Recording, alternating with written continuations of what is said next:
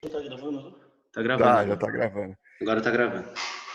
Tava falando com o Então, Gabriel antes, né, durante o dia, que a gente não se apegar muito a falar sobre análise de comportamento, porque eu acho que todo mundo que sabe, mas o que seria o método ABA, daí a gente pensou em discorrer sobre as dimensões, porque falando das dimensões já vai falar de basicamente tudo dos conceitos também da análise de comportamento e de fato que é o ABA. Não é isso, Gabriel?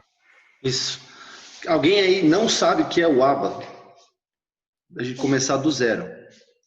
Sharon não sabe. Não. Alguém mais aí não está familiarizado? Zé, está familiarizado? Mais ou menos, mais ou menos. Bem conversa informal, assim, sabe? Aham. O que falaram para você sobre o ABA? O que você acha? Cara, o que me falaram foi, eu só lembro, assim, de que é aplicado com TEA, né? Também. Com autista, Aham. também. Uhum. Também. Pode falando, pode falando. O Matheus Daí promete que não vai atrapalhar mais. Pode falar. eu me lembro muito que eu conversava com o Ariel sobre isso e a gente fazia muita análise a tríplice de contingência lá, sabe? No papel e Uhum. tal, o SD, comportamento e tal. Sim, sim, sim. Não, tá na linha e é isso mesmo, cara. O ABA, na verdade, é uma ciência, né? Não é um método. Então, já pega por aí que não é um método ABA, é a ciência ABA. E ela é basicamente a análise do comportamento aplicada.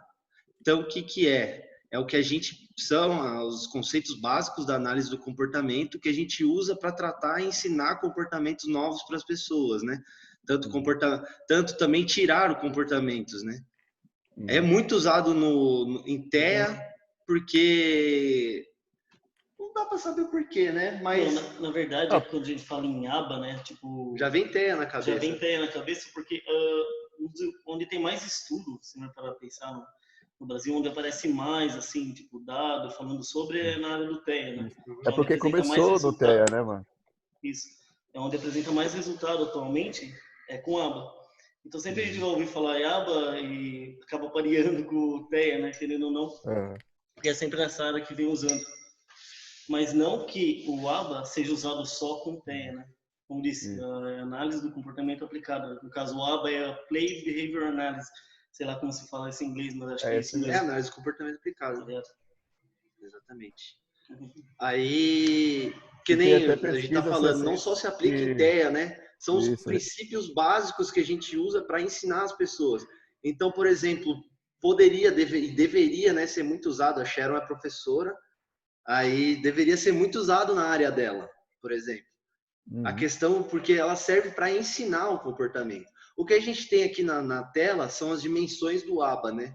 Então, o que a gente colocou? Fizeram um protocolo há muito tempo atrás, 1960, lá vai Pedrar, 1950, alguma coisa assim, sobre o que seria o ABA, né? Tipo, o manifesto do ABA, assim. Então, o que começa? Eles, nesse protocolo, nesse manifesto, eles fizeram as 7 dimensões. Então, começando aqui a falar da primeira dimensão do ABA, né? Que está escrito ali: é preciso que a intervenção tenha como objetivo uma mudança do comportamento realmente significativa para o sujeito. Sem nenhuma dúvida, o ensino de imitação é simplesmente fundamental. Essa dimensão já está sendo atendida por essa pessoa. Quem Cara, o foi? CBI. Não, eu tava vendo o bagulho do CBI Miami ali. Ah, aqui, apareceu ali. Não dá para fazer uma pesquisa se diga aba só por curiosidade científica.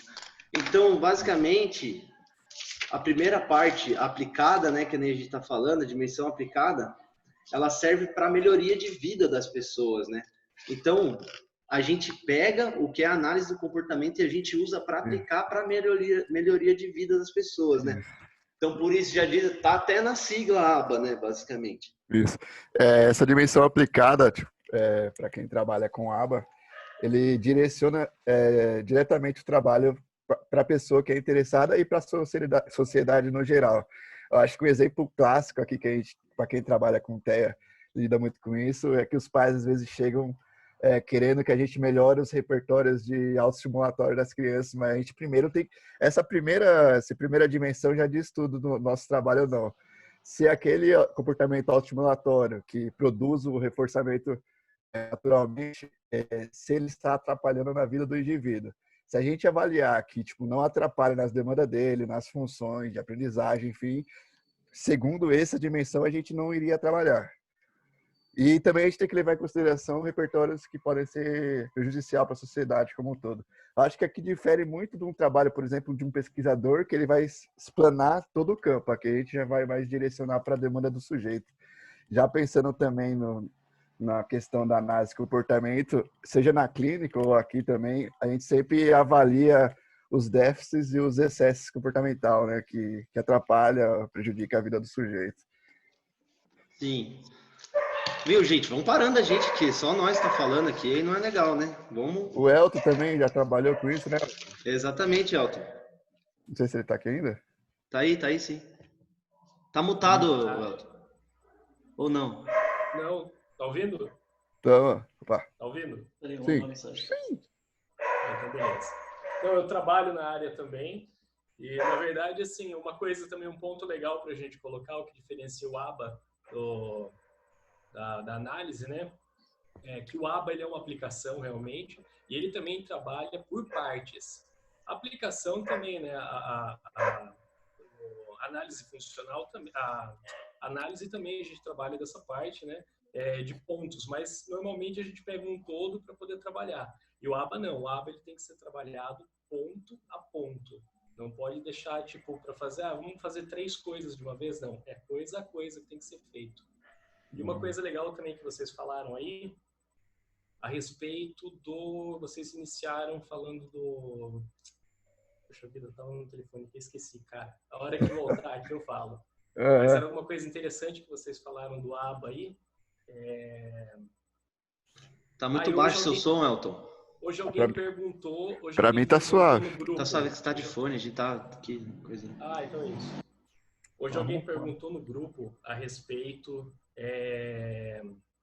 se dava para trabalhar com ABA quem era de humanista, foi isso que falaram no grupo lá. Psicanálise, exatamente. Aí eu coloquei lá rapidinho, tem uma moça que trabalha com a gente, tem uma outra clínica, mas trabalha junto. De qualquer forma, tanto o psicanalista de uma outra clínica recorreu a gente quanto ela, porque o ABA, em curto modo, vou falar de um modo raso, é como se a gente estivesse adestrando, vamos falar assim, que até tem essa oposição dos pais contra a gente, né? Muitas vezes, né? Uhum. Mas assim, né? Para a gente poder dar uma resposta curta e grossa, quando é um animal, né? Que a gente fala de se adestrar, ele tem a sua natureza, as suas condições e os seus comportamentos, né? E quando a gente introduz uma coisa, tipo, algo para ele fazer dentro de um adestramento, é alguma coisa a mais, né? E a criança não. A criança, nós estamos introduzindo os déficits dela, que futuramente, né, podem fazer falta para ela, né? E vão fazer. Então, tipo, essa é uma resposta curta, assim. Eu quis dizer isso para vocês, porque depois eu tenho certeza que eu ia esquecer, tá bom? Então, por isso que eu coloquei isso agora. Já que vocês estão falando tudo de início aí, eu já coloquei isso também, entendeu? Mas aí, pode continuar, cara. Então, engraçado você falar de adestramento, Elton, porque assim, é uma coisa que realmente falam, trazem pra gente, né? Principalmente quando vem a aplicação do ABA, né? Quando a gente tá, vamos supor, a pessoa não tem tanto repertório, então o que a gente usa? Reforço primário, né? Que são a comida, por exemplo. Então a pessoa vê a gente dar uma comida na boca da pessoa e fala, olha, parece um cachorro, né? Olha só como é que tá fazendo. Só que a diferença, é feio até de falar, né? Mas a diferença, assim, até uma boa resposta, assim, para um dia se falarem para vocês, vai adestramento. Você fala, não. Porque, primeiro, a gente preza, uma das dimensões do ABA, né? Que é a generalização, né? A gente preza por generalizar os comportamentos. Então, ela nunca vai, não é que a pessoa vai estar sempre no nosso controle, né? Ela não vai estar para o nosso controle, na verdade. A gente não quer isso. A gente quer que ela aprenda, que ela seja funcional, que ela tenha autonomia, que ela consiga ter uma vida por ela mesma, entendeu? Então, nunca a gente vai pensar assim, quem é analista do comportamento, né? Tirem isso da cabeça já, não coloquem isso na cabeça. ABA é como adestramento, né? Que é isso que a gente vai ouvir. Então, é bom isso a gente bater de frente e quebrar, né? Com esse paradigma. E a gente ouve mesmo. Eu lembro que recentemente um pai me abordou falando isso, falando que parecia adestramento que eu estava fazendo com o filho dele. E aí eu expliquei que na verdade, todo comportamento é mantido por um reforçador. Para as crianças autistas, é um pouquinho mais difícil, porque o que é reforçador para a gente, por exemplo, social, para elas não são, né? Então, tem muitas crianças que têm esse déficit. Então, o único reforçador acaba sendo comestível, né? Então, bala, chocolate. E a gente precisa usar desses reforçadores no início para parear, de repente, com o social e fazer outras coisas se tornarem reforçadoras. Mas é por isso que a gente usa comestível, entendeu? Então, muitos pais acabam... Pode falar. Eu acho que essa crítica, né, que vem pra gente, parece principalmente que a gente começa a fazer uso dos reforçadores, né, igual a gente está conversando, os reforçadores primários, mas eu acho que é até por isso que é importante a gente estar bem amparado, sabe, na ciência, bem amparado sobre análise de comportamento. Por quê? Porque aí você vai conseguir ter como conversar, ter como contornar uma situação dessa, explicar o que está ocorrendo, por exemplo, explicar que a criança não vai ficar sob controle, igual o Gabriel trouxe, do reforçador para sempre. Vai ter um momento que vai parear com o social, que é o mais esperado para aquele ambiente, para aquele contexto, né, essa situação X. Mas se não, durante uma crítica dessa, que a gente sabe que vai ocorrer eventualmente, vez ou outra, a gente não souber como esquivar ou souber como lidar com isso, é bem provável que esses preconceitos mesmo que tem de adestramento e tudo mais só se mantenham, né? Eu acho que se você for parar para pensar também, uma das características do autismo é a questão do repertório ser fechado, muito restrito, um padrão muito rígido, né? A gente tenta quebrar esses padrões. E vai ter ainda, né, no slide, uma das dimensões é a questão da eficácia, a questão da conceitos tecnológicos, enfim. Se a gente consegue mostrar resultados que, pareando com reforçadores, a criança passa a emitir repertórios que são socialmente relevantes para ela, essa questão de críticas ao uso de reforços primários acaba se tornando mais uma questão preconceituosa com a criança que aprende dessa maneira do que, de fato, uma crítica para análise do comportamento. Exatamente. Então, falando em análise do comportamento, se quiser explicar a segunda dimensão aí, Matheus, para a gente correr no negócio. Deixa eu falar uma coisa. Pode falar. Então, tipo assim, eu trabalho com criança também. E, assim, no meu caso, eu não trabalho com crianças autistas só.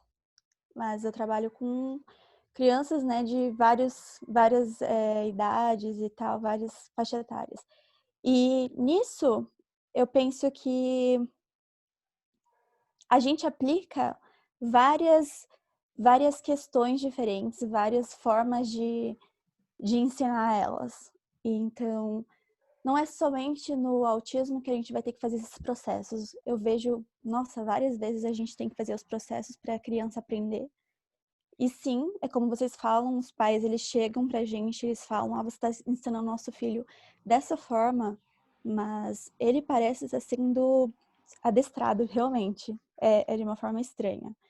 E tem muitos professores que eles não têm muita noção de como que é fazer todo o ensino de uma criança. Então, eles às vezes pegam e ensinam, sabe, de toda uma maneira assim, que eles aprenderam de forma, tipo, em casa mesmo. E não normalmente foi é bem punitivo, né? Sim, é totalmente punitivo e eu acho, assim, bem errado.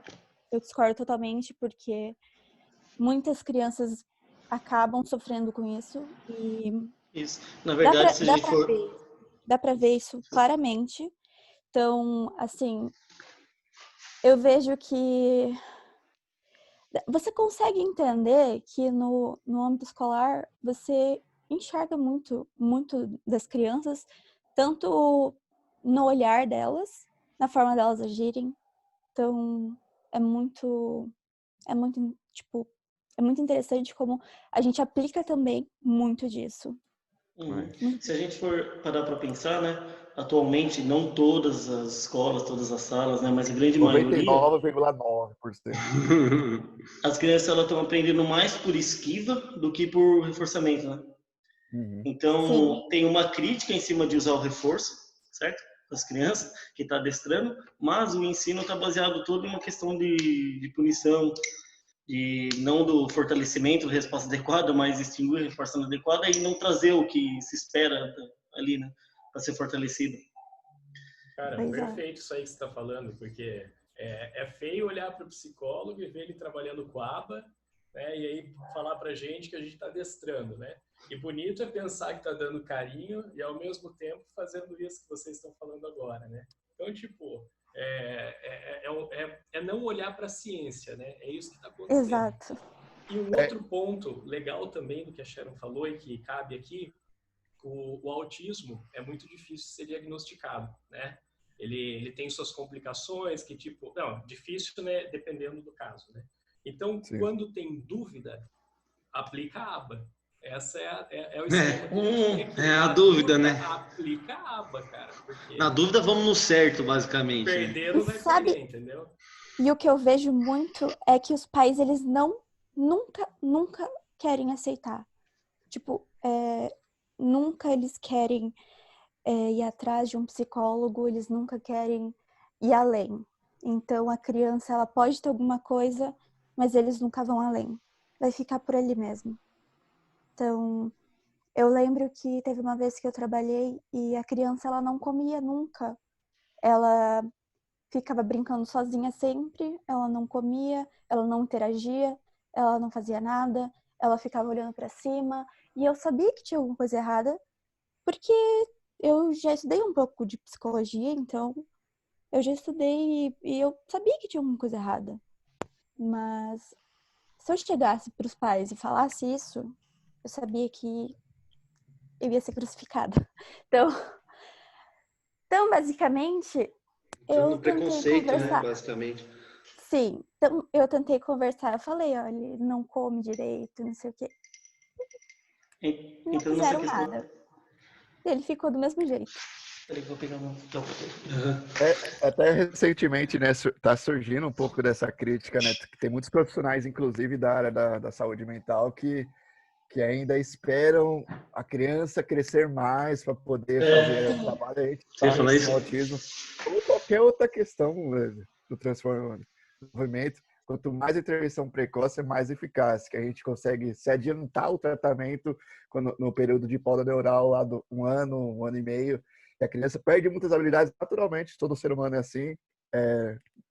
Entre 1 ano e 2 anos na adolescência, se a gente conseguir se adiantar isso, a criança pode ter um ganho muito maior no futuro. Mas infelizmente ainda tem muitos profissionais que ainda esperam o tempo da criança, mas... Isso.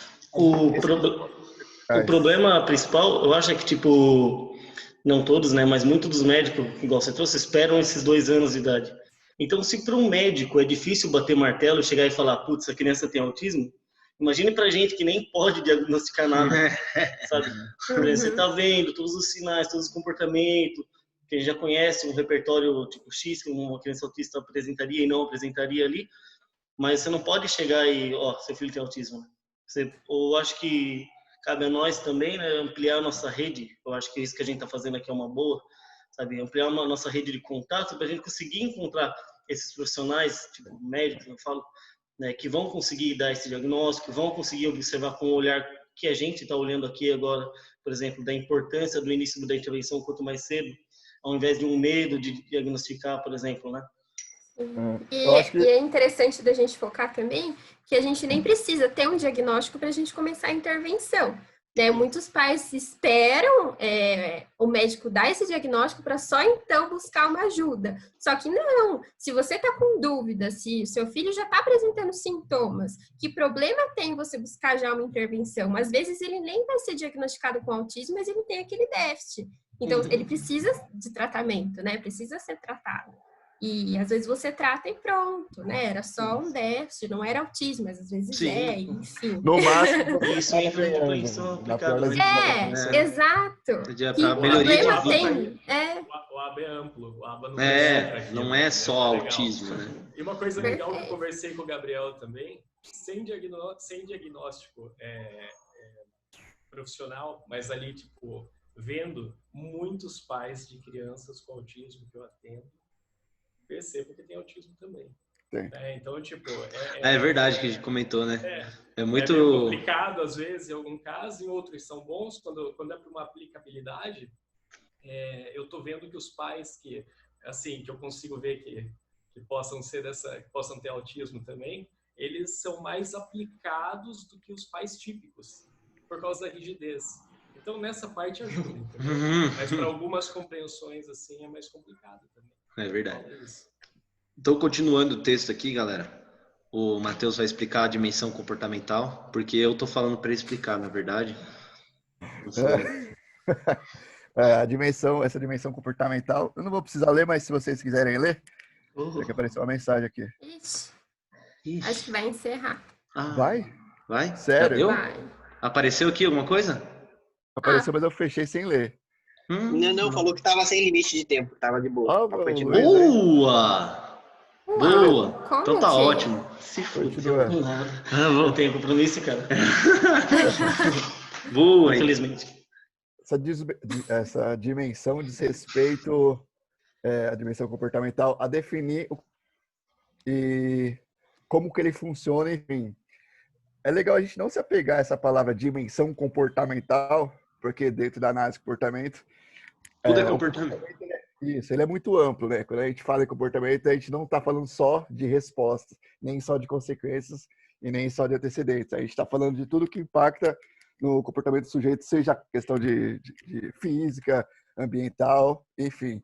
Aqui a gente, nesse exemplo aqui, ele pede para a gente definir o comportamento, quais são as variáveis, o que mantém, aonde que ele ocorre, para a gente saber o que controla o comportamento dele, enfim, e é um norte de como a gente vai trabalhar com ele no futuro também, que daí eu acho que já é o próximo item.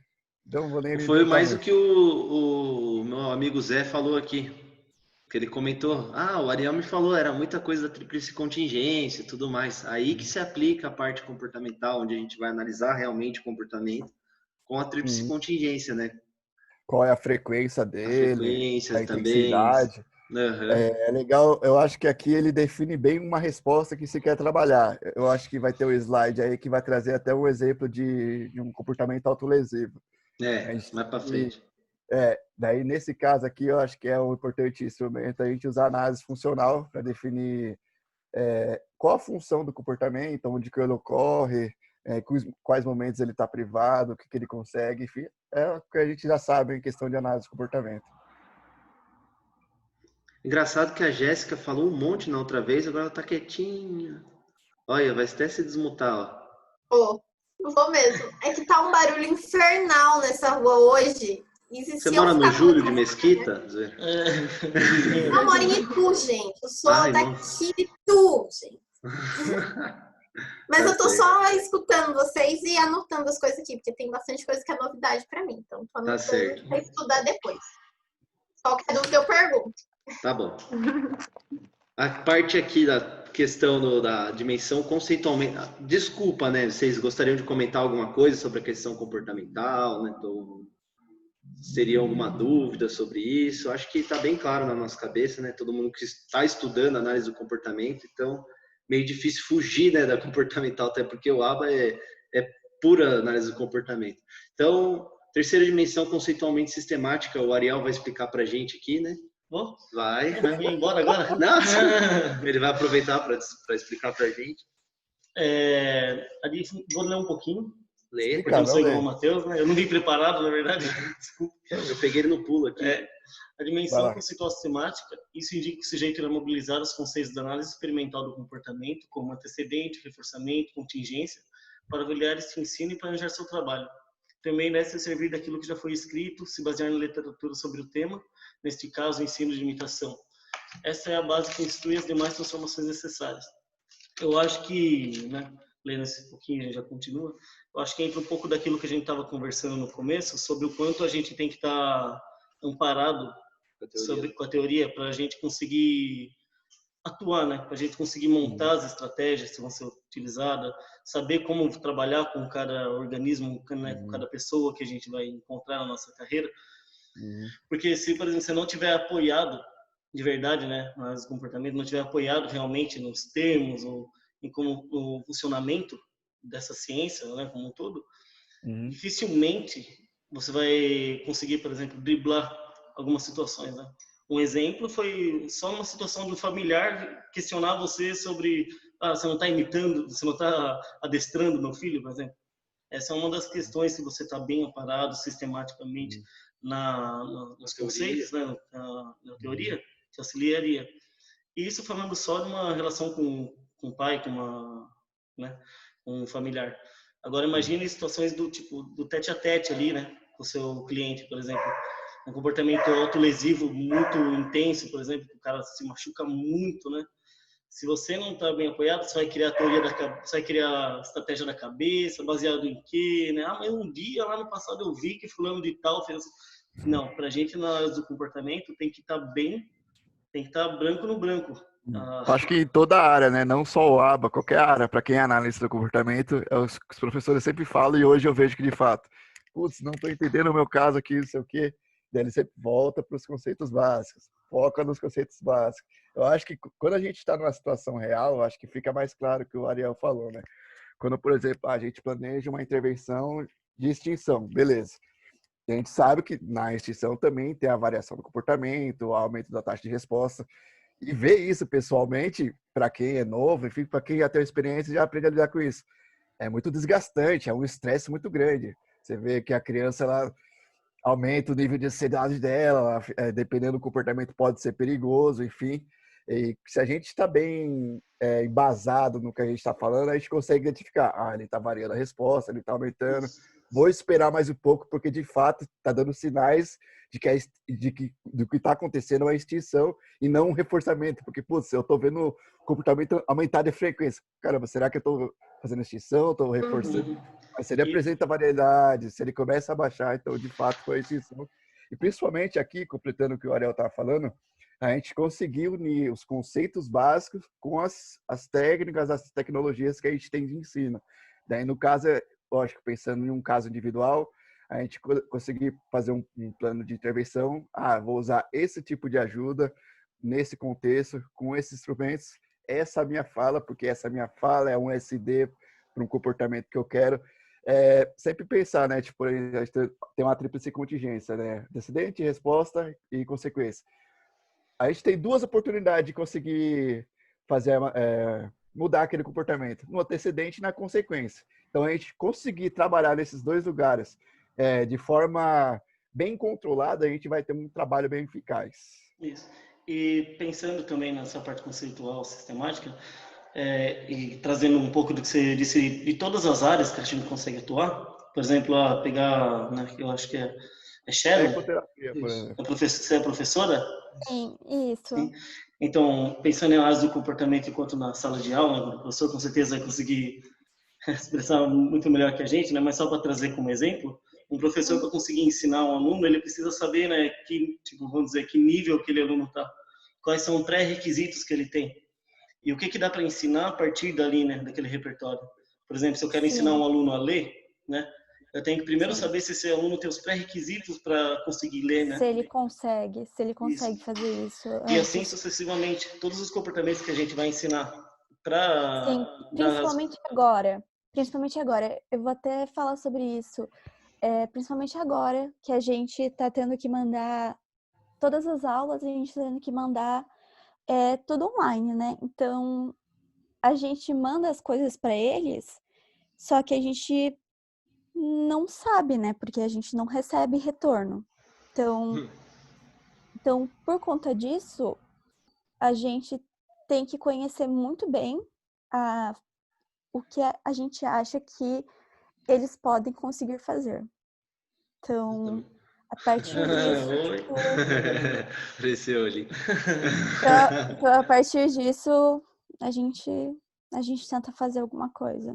Então, também na parte conceitualmente sistemática, o Lucelmo, né, que a gente está tendo a parte do CBI, né, quem aqui está fazendo, a Yasmin, o Ariel mesmo, o Matheus também, a gente está fazendo essa pós-graduação, ele dá um exemplo, quando ele vai falar nessa questão da conceitualmente sistemática, a dimensão, né, ele fala que o reforço é reforço aqui e é reforço na China. O que ele quer dizer com isso? Que assim, a gente fala a mesma língua entre analistas do comportamento. Então, você ser conceitualmente sistemático quer dizer que você coloca toda a base teórica que a gente tem que estar bem afiada, com certeza, para poder criar as intervenções. E quem pegar para ler essas intervenções, por exemplo, não posso mais atender essa criança, agora ela vai para outro psicólogo porque, enfim, saiu da cidade. Se esse psicólogo entrar em contato com você e pegar suas intervenções, ele vai falar, caramba, ele fez isso, então funcionou, eu vou por esse caminho, não está mais funcionando, vou por outro caminho, entendeu? Então, isso faz grande parte do que é a dimensão, do que é essa terceira dimensão, né? Só para pôr um adendo aqui, né, no que a gente estava falando. Sim. Olha, quando você quiser, mano, vai. Se quiser continuar, não precisa ficar segurando. Eu vou, daqui a pouquinho eu vou. Tá bom. Então, galera, vamos para a quarta dimensão aqui. Usando bastante cogumelo, a gente consegue chegar na quarta dimensão. Então, vamos colocando assim. A dimensão tecnológica. O que quer dizer a dimensão tecnológica, basicamente? Eu acho que daí já é a parte tecnocrata que todo mundo critica na área de comportamento. De fato... Eu gosto... Igual eu estava falando, quando você planeja uma intervenção, você espera-se, né, que o analista de comportamento é difícil, mas a gente, ao longo do tempo, também vai mudando as intervenções. Quando você quiser. Desculpa aí, Matheus, rapidão. Vou indo nessa aí, gente. Tem que fazer comigo, fazer um trampo lá. Obrigado. Falou. Tchau. Heróis. Depois você assiste, vai ficar gravado. Demorou, por favor. Ele vai pegar falta, não. Falou, até mais. Não vou passar na prova. Não vai passar na prova. Peraí, pode ir falando, mano. Beleza. É toda a descrição do que vai ser feita a intervenção. Por exemplo, vou trabalhar um comportamento autolesivo que ele tem função de acesso a um reforçador. Num plano terapêutico, eu vou ter toda a descrição de como que eu colhi aqueles dados, o que eu tenho que fazer, o que aquele comportamento significa. Eu gosto de usar bastante gráficos para eu poder rastrear o número de comportamentos que ele emitiu antes da minha intervenção e depois quando eu vou reavaliar a minha intervenção, para ver se ela está dando certo, também faço o mesmo rastreio. Isso chama linha de base, né? Você levanta quais comportamentos em excesso e déficit que são importantes para ele e vai trabalhando comportamento por comportamento, ou às vezes mais que um. A gente dá preferência para um, porque eu acho que aumenta a chance da criança aprender, até para não ficar uma demanda muito maçante. Sempre dando preferência para aqueles que mais relevantes em relação à segurança, pré-requisitos, autocuidados, enfim. E nessa dimensão tecnológica, você vai descrever exatamente isso. Aquele comportamento antes da intervenção ocorreu cerca de 12 vezes por dia, diante esse estímulo. Essa foi a topografia da resposta. Geralmente, era essa a consequência que é mantida por reforço intermitente, enfim. E você coloca tudo isso no plano terapêutico e qual vai ser a sua intervenção. Sempre lembrando que eu falei, a gente tem duas oportunidades de modelar o comportamento, no antecedente e na consequência. A gente, como terapeuta, dá muita preferência a trabalhar bastante o antecedente, mas também trabalhamos a consequência, né? Antes da criança se autolesionar por conta do item reforçador, eu vou lá e insiro com ajuda física ou ajuda leve, vai depender de como está o aprendizado da criança, que ela imita o comportamento que eu quero ensinar e eu vou dar o reforçador que ela está contingente naquele momento. Assim, eu evito que aquele comportamento venha acontecer e venha a ser reforçado. E se de fato acontecer, eu também tenho uma estratégia na consequência. Ocorreu aquele comportamento?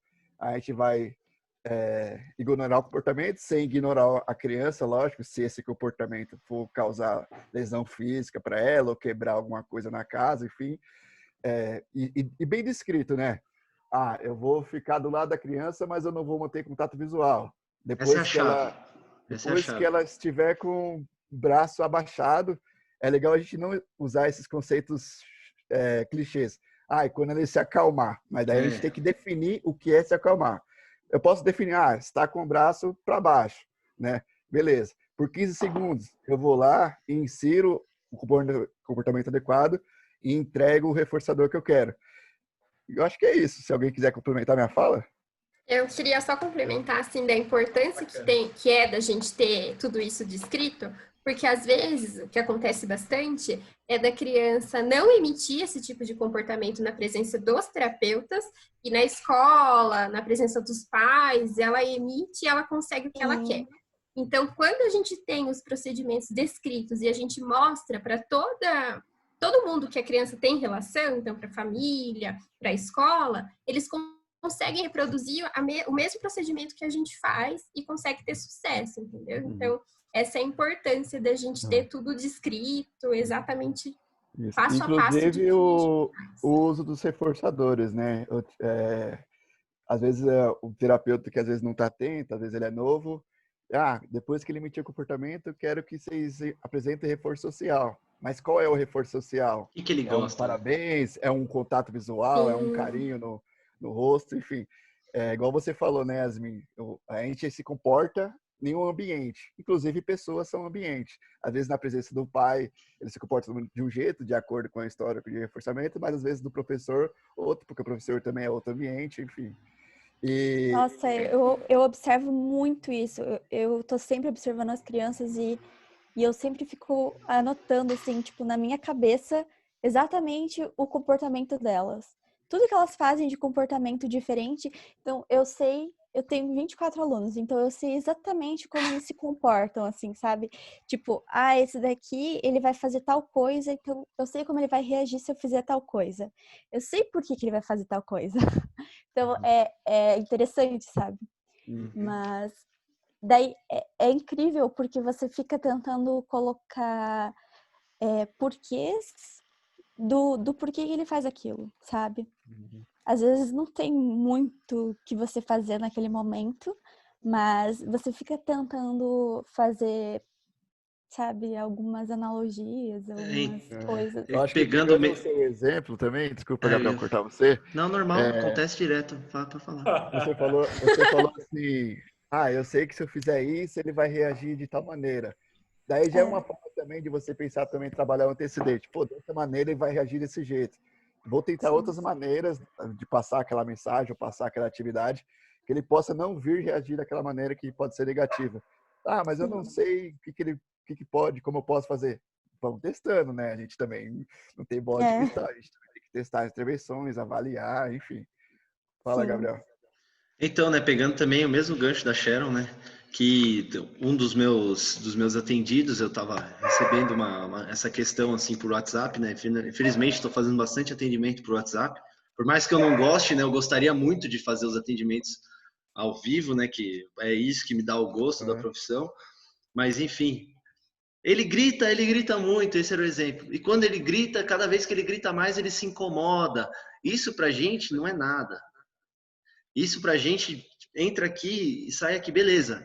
É chato ele gritar, machuca as cordas vocais dele, ele não sei o que, sabe? Atrapalha toda a questão familiar. Mas por que ele tá gritando? Entendeu? Acontece, é isso que né? Em que contexto? Em que contexto ele grita? Por que eu tava na cozinha e ele começou a gritar. Já é uma pista muito grande, entendeu? Mas quanto tempo você estava na cozinha? Tava mais de meia hora na cozinha, entendeu? Então, tá gritando por quê? Aí, nisso, a gente vai a gente vai montando essas intervenções, né? E a gente começa a ver os padrões, né, da criança, né? Exatamente. E principalmente, pegando um exemplo de um atendido que eu tenho, lógico que é importante a gente olhar para a topografia, mas não é o principal, né? Porque às vezes a mesma topografia tem funções diferentes. Eu atendo uma criança que eu acho que ela deve ter cerca de 6 anos, 5 anos. Ela emite um soco no queixo com a mão direita, bem forte. A idade dela é bem forte. É por isso que eu estou trabalhando bastante, pensando na vida adulta dela, que por aquecer ela vai ficar mais forte, isso aqui vai quebrar a boca dela, enfim. Só que esse comportamento, ele é multifuncional, né? Ele tem funções de acesso a item, reforço social e esquiva. Só que, mesmo a topografia que parece igual, ela ainda é em si diferente, né? Explica essas funções também, Matheus, desculpa. Tá, vou continuar aqui, eu já explico. Perdão. Por exemplo, quando ela quer emite o comportamento por função de atenção. Ela dá o soco no rosto e imediatamente ela faz contato visual com a pessoa que ela quer o reforçador. Isso aí eu fui testando várias vezes, fui reforçando o inadequado no começo para poder fazer a linha de base dela, né? Não cheguei fazendo intervenção sem saber, sem nada. Ela também emite esse soco no queixo e olha para o item que ela quer. Por exemplo, teve um dos dias que eu conversei com os pais e ela falou, ele gosta de desenhos infantis. Então eu levei para ver como é que ele reagia com os desenhos infantis. Reproduzi X segundos e retirei. Ele imediatamente emitiu o soco e manteve o contato visual pro meu celular. Não manteve nem contato visual para os terapeutas, nem nada. Eu também já fui rastreando isso aí. Acho que foi umas 5, 6 vezes que eu usei esse reforçador. E outra função também que ela emite por função de esquiva. De vez em quando, às vezes eu apresentava atividade, ela emitia o soco e ficava de pé, como se quisesse sair da atividade, e de fato conseguia, porque às vezes eu tirava ela para ver se ela parava de fato de dar o soco no queixo, e geralmente ela parava. Então, eu fui expondo ela, mesmo que reforçando inadequado, para identificar quais as funções do comportamento dela, quais as topografias. Então, quando eu fui fazer o PTS dela, eu descrevi exatamente quais lógico, as intervenções antecedentes, e como identificar as funções do comportamento, né? O que é mais difícil, às vezes, para quem não é da análise de comportamento. Para a pessoa, quando lê, ela fala, nossa, quando ela fizer isso, já sei o que eu vou fazer. E eu também descrevi as intervenções consequentes. Eu acho que é muito fácil a gente pecar aí por conta da topografia de um comportamento, né?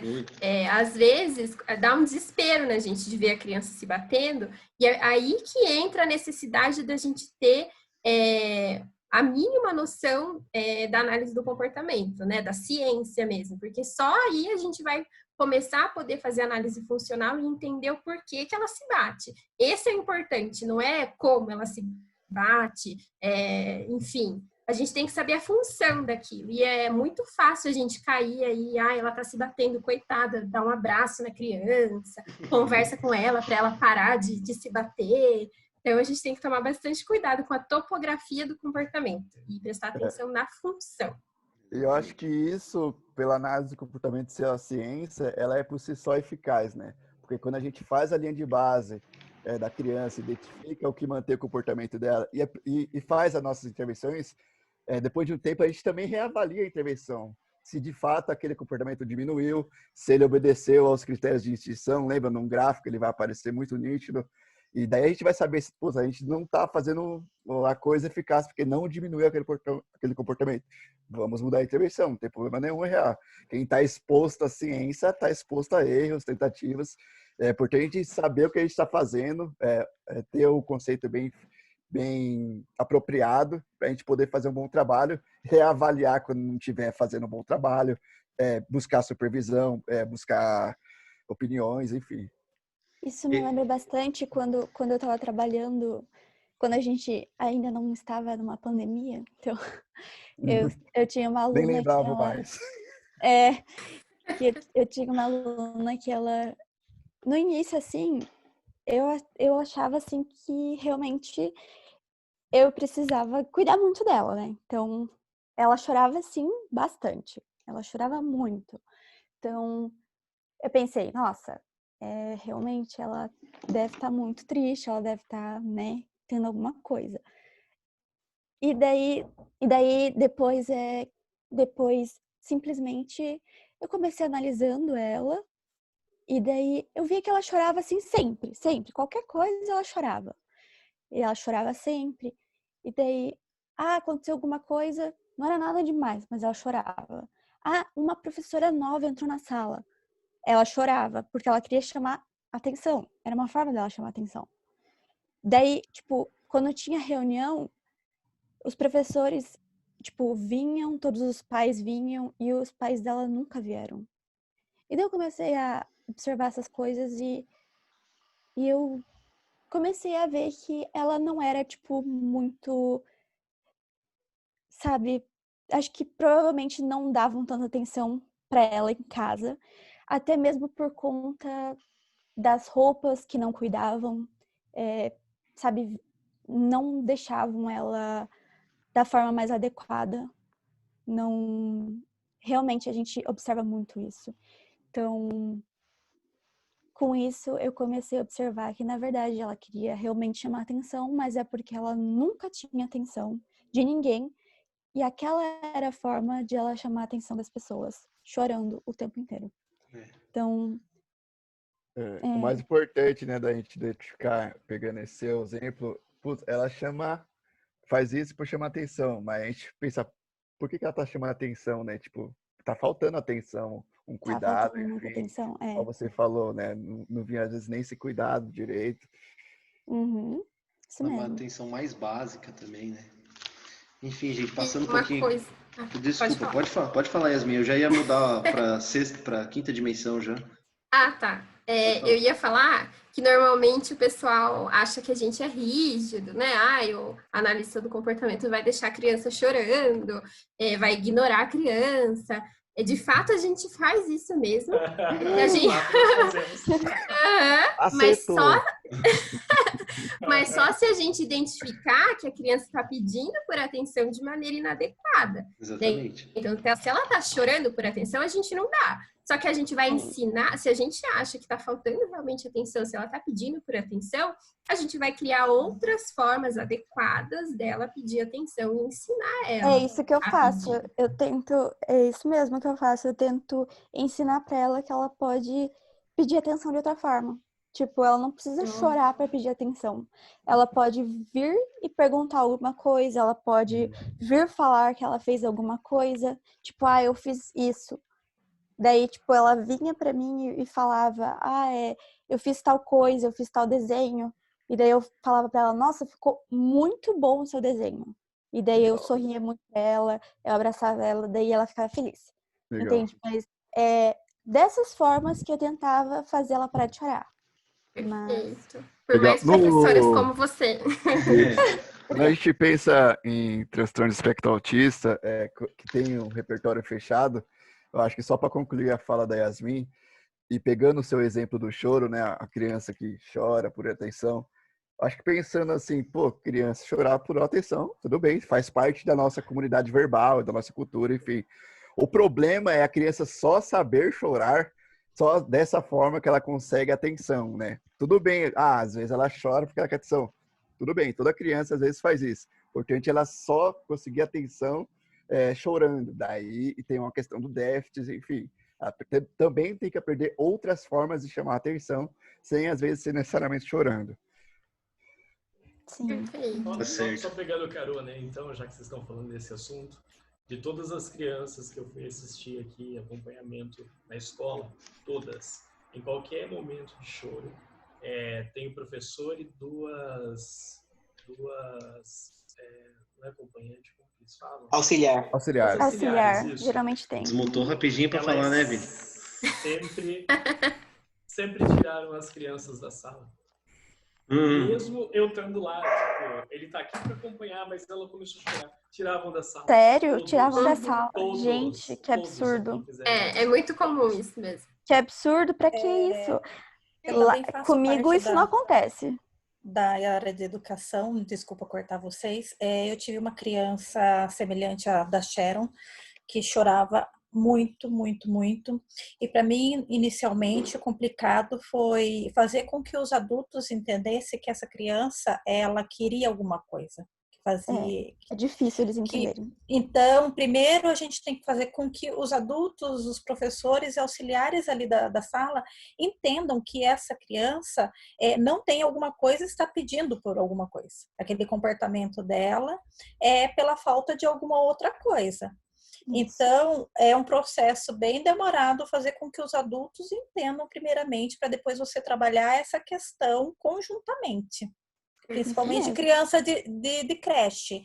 Porque se a equipe escolar não entender como funciona, aquela criança, a gente não consegue ajudar aquela criança a mudar o comportamento dela. E a maioria não entende. Isso que é o pior. As professoras, a equipe escolar mesmo, eles, sinceramente, eu fico triste em dizer isso, mas na minha visão parece que eles não estão preparados. Eles não estão preparados para atender as crianças da forma mais, assim, básica possível. Sim. Eu acho que daí não é nem culpa deles, né? Eu acho que é mais da formação. Isso faz parte da formação, exatamente. Faz parte da formação, pode ser, sim, realmente, sim. Mas... Olha que interessante que eu vou falar agora. Essas crianças que eu estou falando para vocês, que os professores ou os auxiliares tiravam da sala ou levavam para o canto quando começavam a chorar, até a intervenção era assim. Depois da intervenção, tiveram que manter, né? E, cara, a intervenção teve que ser assim, tipo, eu tive que ser bem maleável, porque senão iam querer me tirar da sala, tá entendendo? Sim. E sabe qual é o detalhe mais legal? É que a preocupação deles eram com as outras crianças, certo? Meu Deus. As outras crianças não se importavam nem um pouquinho da criança tá chorando. Ou seja, as crianças conseguiam compreender melhor do que eles, meu. Exatamente. Sim. Exato. A maioria das vezes é assim.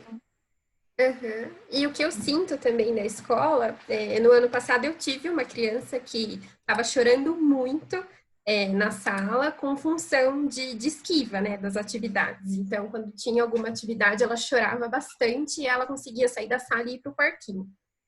E eu lembro que quando eu comecei a intervenção de manter ela na sala, mesmo com ela chorando, era muito incômodo para a professora ter a criança chorando e não poder levar para o parque, não poder abraçar, não poder pegar no colo, sabe?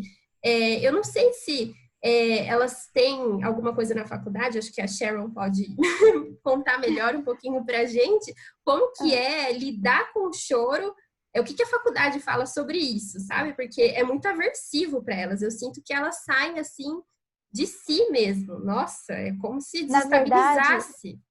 Na verdade, é assim, não tem nada que diga para você como é que você tem que agir daquela forma. Tipo, quando tal coisa acontecer, você tem que agir assim.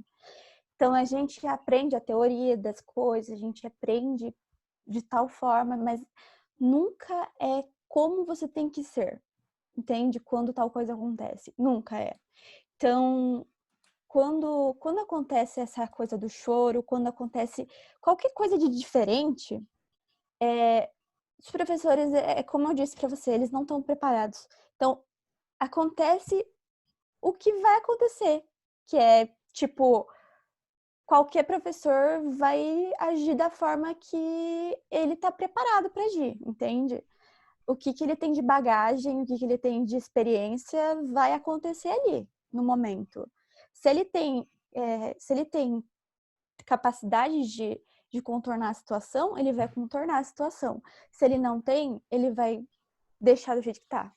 Entende? Tem muitos professores que acham que gritar funciona, tem muitos professores que acham que tirar da sala funciona, tem muitos professores que acham que da forma punitiva funciona, tem muitos professores que acham que assim funciona. Só que não funciona. E depois de um tempo eles vão começar a ver isso, mas até lá, né, vai demorar um pouco. Será? Porque essa professora que eu tô falando, por exemplo, ela tinha 50 anos. Tá desenhando aí. Eu tô vendo o Gabriel aí super... Não sou eu que tô desenhando. Eu tô vendo aqui os desenhos, mas não sou eu, não. Desenhando? Na verdade, vendo isso daí. Mas então, falou, né? quanto mais velha, daí, tipo, Luiz, parece que elas têm um... Como que eu posso dizer? É como se elas tivessem tendo uma forma de lidar com as crianças diferente, entende? Então, não tem muito que a gente falar sobre a forma de elas agirem e tudo mais, porque elas foram criadas de uma forma diferente, elas aprenderam de uma forma diferente, tinham magistério, então, tipo assim, era diferente e até mesmo... Antigamente até tinha palmatória, né, também, então... A gente vem seguindo a mesma linha, só foi ficando mais leve. Hoje em dia só não pode bater na criança, né? Mas gritar. É isso mesmo. O fato da informação não estar chegando sobre o que vocês não devem fazer, eu acho que serve como uma autocrítica para nós, análise de comportamento, porque a informação não está chegando, né? Então. E a informação a gente tem como é que fazer, né? Exatamente. E aquela questão.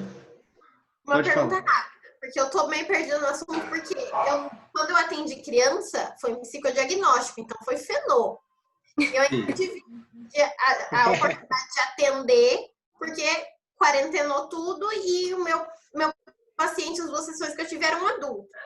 Mas assim, por exemplo, quando a criança emite o comportamento de choro, a gente investiga a causa desse choro, porque é importante a gente saber o motivo, igual o Matheus estava falando.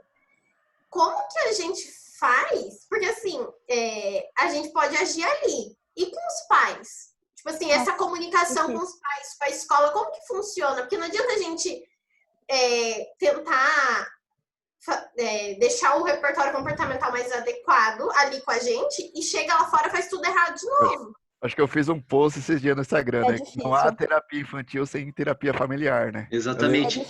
E bate na nossa outra dimensão também, né, Matheus? Que é a dimensão da generalização, não é verdade? Eu acho que bate no princípio básico da análise de comportamento, né? Que é o ambiente modela o comportamento. Também, com certeza. A clínica, a criança vai emitir. E se a gente conseguir um resultado, igual o Matheus falou, se não tiver a terapia, o acompanhamento em casa? Exatamente. Olha, Jéssica. Posso falar só um exemplo, bem rapidinho?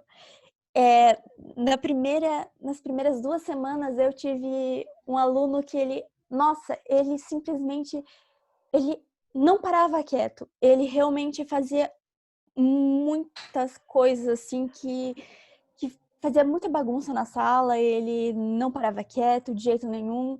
Eu não conseguia fazer ele parar quieto. E daí eu cheguei e falei pra ele, ó, você vai ter que ficar aqui sentado um pouco, porque simplesmente você, sabe, tipo, você chama todos os seus colegas para fazerem bagunça com você e eu não tenho como aguentar 24 crianças, tipo, sozinha, sabe? Então eu falei para ele, fica aqui um pouquinho sentado e, né, vou conversar com seus pais.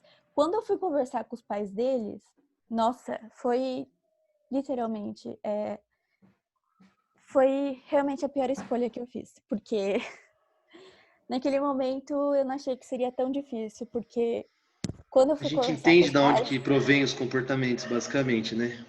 Exato. Então, daí, depois de um tempo, o que me fez conseguir, né, ficar tudo bem ainda e verem que eu estava certa e que realmente ele precisava se acalmar um pouco mais, que ele estava muito, sabe, acelerado, que tinha algo de errado, foi porque a escola me deu assistência e todo mundo viu que realmente a criança precisava de ajuda. Porque se fosse só por mim, os pais iam ficar, tipo, brigando comigo o tempo inteiro. Ainda mais no tempo de quarentena agora, né? Que eu pelo menos estou tendo uma dificuldade enorme, porque assim, os pais sempre se tornam alheios, porque querendo ou não, lá na instituição onde eu trabalho, é um alívio para os pais eles ficarem lá o dia inteiro, entendeu? Ou ficarem lá um período que seja. É um alívio enorme, porque é muito difícil você estar com uma criança com TEA e você aturar uma criança com TEA. Você ter a paciência para trabalhar com essa criança com TEA, de fazer a sua rotina. Às vezes você não tem um filho só, você tem 5 filhos, entendeu? Então fica muito difícil você trabalhar ou ficar na casa. Então agora eles estão tendo que ficar em casa. Agora eles estão vindo perguntar como é que eu faço tal coisa, entendeu? Antigamente não tinha essa busca dos pais, tinha, claro, mas com muito menos frequência. Agora aumentou 10 vezes a frequência, porque eles estão vendo, nossa, realmente, ele estava tão bem na Andy, agora ele está piorando, em casa não sei o que está acontecendo, entendeu? Ai, parece que está piorando aqui na quarentena, porque eles não têm essa noção que a gente tem, que é realmente a tríplice contingência acontecendo 24 horas na nossa vida. Então eles não sabem que, tipo, é que eu dou aquele brinquedo para ele parar de chorar e ele para, né? Senão ele não vai parar nunca de chorar. Eles não têm a noção de que eles estão reforçando esses comportamentos que, no caso, sempre que são reforçados, tornam-se inadequados, né? Então, trabalhar com eles está sendo frustrante, porque eu estou tendo que ensinar desde o começo, eu estou tendo que falar, é assim, assim, assado, vamos fazer dessa maneira. E também está sendo frustrante para eles quanto a essa questão da dificuldade de ficar em casa, né? E ter que cuidar de tudo, e muitos deles também frequentam a escola, e a escola, tipo, tá jorrando um monte de atividade para eles, entendeu? Então, tipo, faça atividade, cuida da casa, cuida dos seus outros 3 filhos e cuida de uma criança autista, entendeu? Então, essa problemática aqui, para mim, tá me frustrando, tá frustrando os pais, entendeu? Por isso que eu até vale como um desabafo, mas também como quem tá trabalhando agora nessa questão da pandemia está ficando numa linha de frente aí que talvez para o futuro a gente vai conseguir entender melhor, vai sair mais forte disso, porque principalmente os pais também, né, vão entender a importância que é a intervenção dentro de casa e não só em um ambiente, né? aí partindo já para a quinta dimensão do ABA, né? Que é a generalização. Pode falar, Matheus. Deu para responder, Jéssica? Eu acho que até pegando um pouco do seu exemplo, que eu também me formei na Unip e consegui atender na clínica comportamental, quando eu atendi uma criança, e era metade do atendimento era com os pais e metade com a criança. Sempre foi assim, às vezes era um dia a criança, na outra semana os pais. Sempre trabalhando com os pais para ver até se as intervenções estavam sendo feitas. Não era nenhuma criança com autismo nem nada, era uma criança neurotípica mesmo. E se a gente for para pensar, isso também é ABA, né? Quando a gente trabalha na clínica, trabalha no ambiente em casa também, que ela vai emitir outros comportamentos, obviamente, né? Por isso que eu acho que é muito importante, dentro da análise de comportamento, essa questão do repertório verbal, né? A gente tem descrito as topografias do comportamento verbal. Eu acho que para um psicólogo clínico isso é fundamental. Uhum. Respondendo um pouquinho também da pergunta da Jéssica, eu costumo sempre avisar os pais também de tudo que eu vou fazer com a criança. Então, por exemplo, se eu estou planejando uma intervenção e eu sei que vai ser muito difícil para os pais bancar esse tipo de comportamento, então primeiro eu sempre vou conversando antes com o pai, preparando que está tudo bem ele fazer aquela intervenção, de bancar determinada crise, que a criança não está chorando porque, sei lá, tá sentindo falta de mais afeto da mãe, que não sei o quê. Porque vem com um monte de ideia. Também, né? Isso, vem com um monte de ideia, mas eu sempre preparo antes, né? Então, na semana que vem eu vou tentar fazer tal intervenção, pode ser que a criança chore muito, mas tá tudo bem, eu sei o que eu tô fazendo, porque eu já tenho análise funcional ali. Enfim, eu preparo muito bem os pais, porque eu sei que se a gente não tiver essa preparação, a intervenção pode ir para o saco a qualquer momento, entendeu? Então, eu acho muito importante isso que o Matheus falou, de sempre estar alinhando a intervenção com os pais antes de fazer com a criança. Mas posso falar uma coisinha? Quem que tá falando? Oi, pessoal. Tudo bem? Oi, Jefferson. Tudo bem? Primeira vez que eu entro aqui, sou da turma do Bruno também. Parabéns a todos vocês que conseguem trabalhar com a criança e falar de criança de uma maneira tão natural que eu tô aqui impressionado. Criança... Muita desensibilização, muito. E o jovem, criança, para mim é um troço extremamente aversivo, cara. Eu fiz dupla com a Jéssica no psicodiagnóstico com criança. Cara, criança não é para mim, entendeu? Tipo assim, tô ouvindo, tô aprendendo muito com vocês falando e comentando aí. Eu tô bem no papel de ouvinte aqui mesmo, só assimilando e falando, caramba, os caras é top mesmo, porque eu não, tipo, criança não é pra mim, mas eu tô gostando de ouvir vocês falarem sobre o assunto. A gente não trabalha só com crianças, né? A gente tá dando exemplo bastante de criança, tanto porque a Sharon ela é professora e porque também ainda temos, isso eu vou jogar uma bomba agora para vocês, temos aquela imagem da criança autista, um menino de 8 anos de cabelo preto que nunca envelhece. Então temos essa imagem também da criança autista. Então a gente acaba usando como muitas vezes como exemplo, mas temos adultos também. Sim.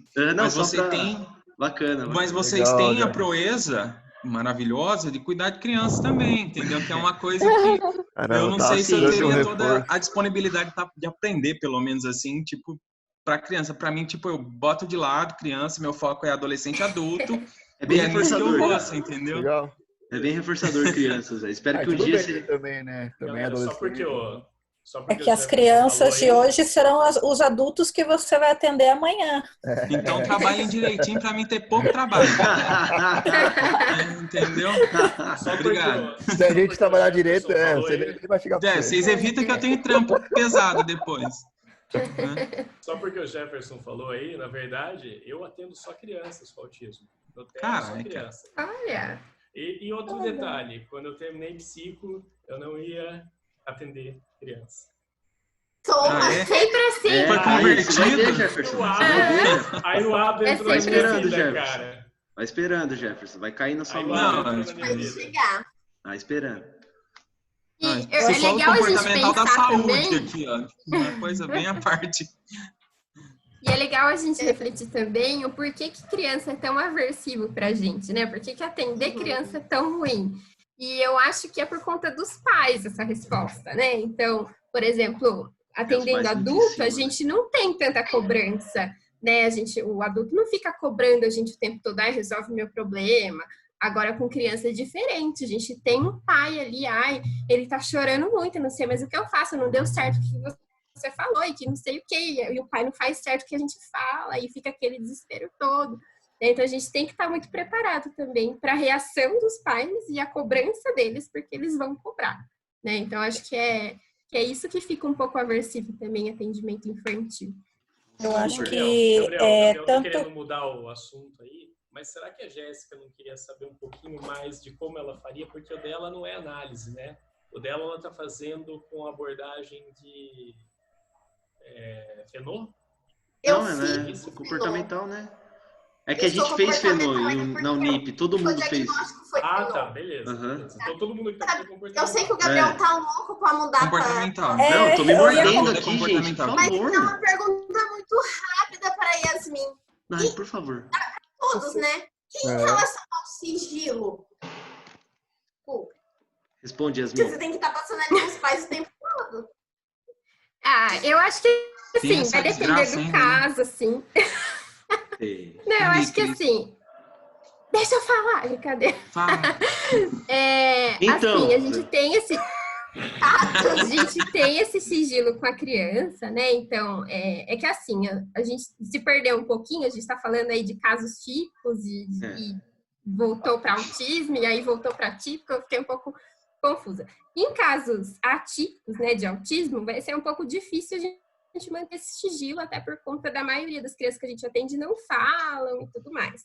Agora, casos típicos, né, a gente mantém o sigilo com a criança, sim, né? Então, a gente tem aquele contrato terapêutico, onde a gente expõe para ela que ela pode falar tudo que ela quiser para nós e tudo mais. Só que na hora da conversa com os pais, a gente vai omitir aí algumas coisas, né? Então, se a criança está falando, porque minha mãe tá muito chata comigo, a gente não vai falar isso para os pais, né?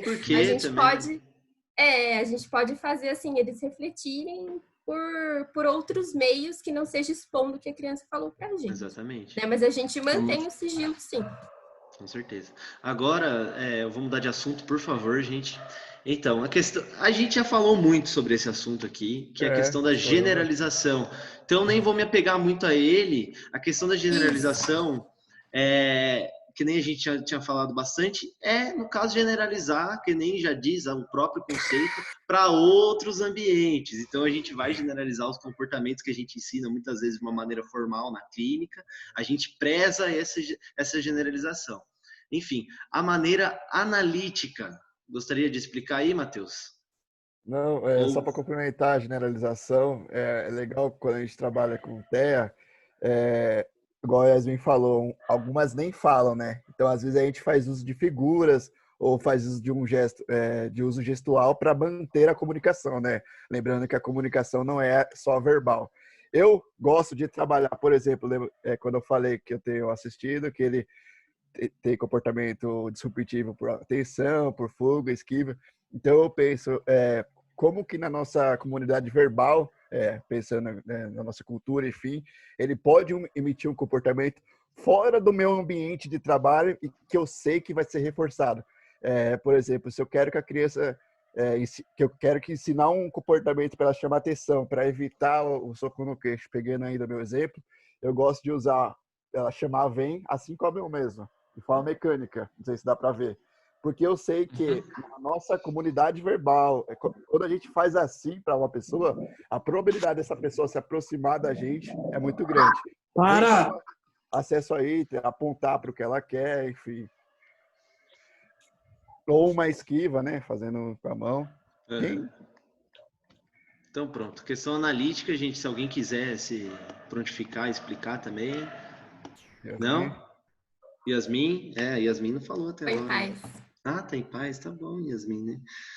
Então, na dimensão analítica, o que a gente vai prezar? É ter certeza que é a nossa intervenção que está funcionando. Então, pegando também como exemplo a aula que a gente teve com nosso grande professor, nosso grande mestre Lucelmo, o Melanie Klein. Mentira. Pegando ele como exemplo novamente, ele fala assim, ele dá como exemplo, eu vou começar a fazer uma intervenção baseada em aba na semana que vem. Só que ao mesmo tempo que ele começa essa intervenção baseada em aba, ele começa também uma dieta específica para essa criança.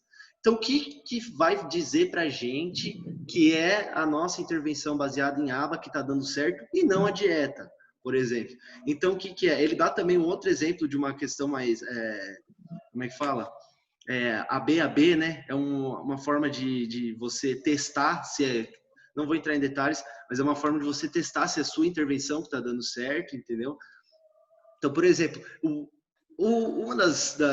na dimensão analítica, uma das respostas que eu daria é quantificar sempre os comportamentos.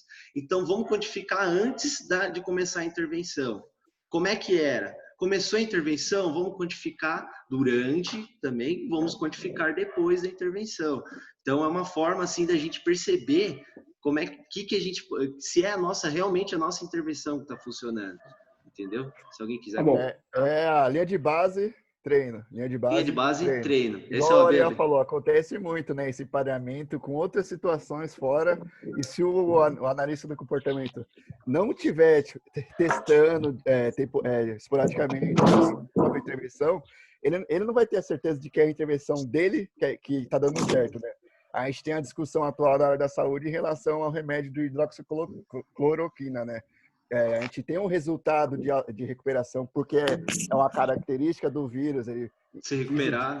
Pessoas que é isso, de se recuperar. E, ao mesmo tempo, a pessoa apresenta o remédio, com certeza tem um pareamento, mas não necessariamente, hoje em dia é mais provado, que não é o remédio produzindo é melhor. Tá tomando 15 remédios ao mesmo tempo, enquanto está tomando cloroquina. Então, o que me diz que é a cloroquina que está funcionando, entendeu? Isso faz parte de um rigor científico, entendeu? Que a gente precisa ter. Não funciona. Não funciona. Prova viva disso, enfermeiro de UTI Covid exclusiva e não funciona. Olha só, então temos uma pessoa dizendo na prática aqui que não funciona. Sim. Legal. Isso eu posso falar com propriedade. Muito Covid bem. Eu entendo. Muito bem. Tá certo. E já partindo para outra dimensão, para a gente não ficar preso nas dimensões ainda, né, também, é a questão da eficácia. O que isso quer dizer? É que se uma intervenção não está dando certo, é porque o aplicador errou. É isso. Se uma intervenção não está dando certo, é porque o aplicador errou. Então, a eficácia é resumindo nessas palavras. Porque se a gente está fazendo aquela intervenção bacana lá, mas olha, não está diminuindo nada, e está até aumentando, está piorando tal comportamento, é o ABA que está dando errado. Não é o ABA que está dando errado.